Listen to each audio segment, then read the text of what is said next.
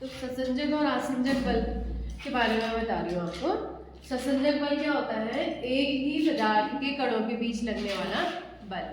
और आसंजक बल होता है भिन्न भिन्न पदार्थ के कणों के बीच लगने वाला बल।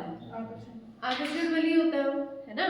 तो ससंजक बल जो है, जैसे माना पानी है, पानी के अंदर बहुत सारे पानी के अणु है ना। पानी का फॉर्मूला H2O होता है ना।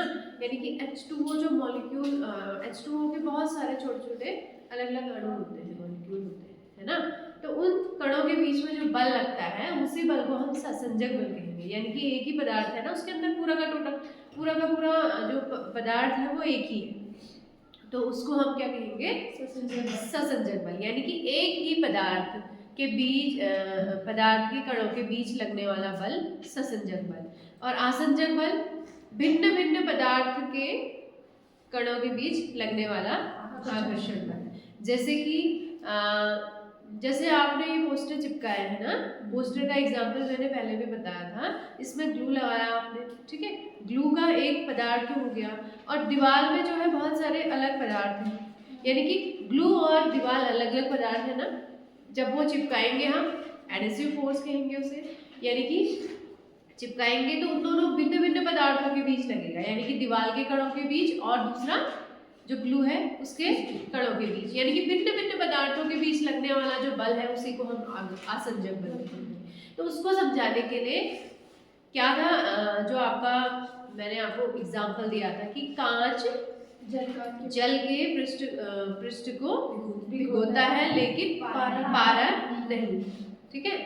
तो जल कांच के पृष्ठ को भिगोता है लेकिन पारा नहीं।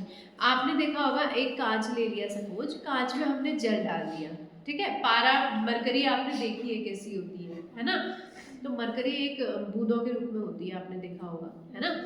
तो जो कांच है, कांच में अगर हम पानी डालते हैं तो वो कांच में पानी फैल जाता है, लेकिन अगर हम उस कांच में मरकरी डालेंगे तो नहीं फैलेगा। इसका कारण क्या है?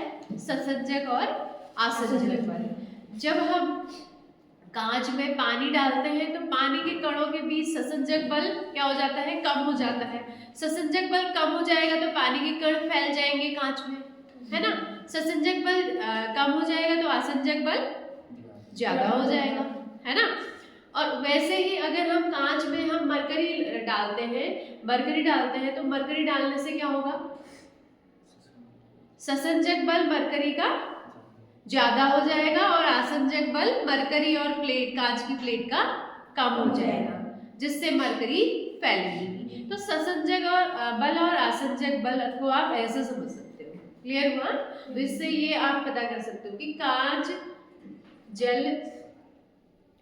जो जल है वो कांच को भिगोता है लेकिन मरकरी पारा नहीं भिगोता है। क्लियर हुआ ना? ठीक है। तो ये आपका ससंजक और आसंजक बल है।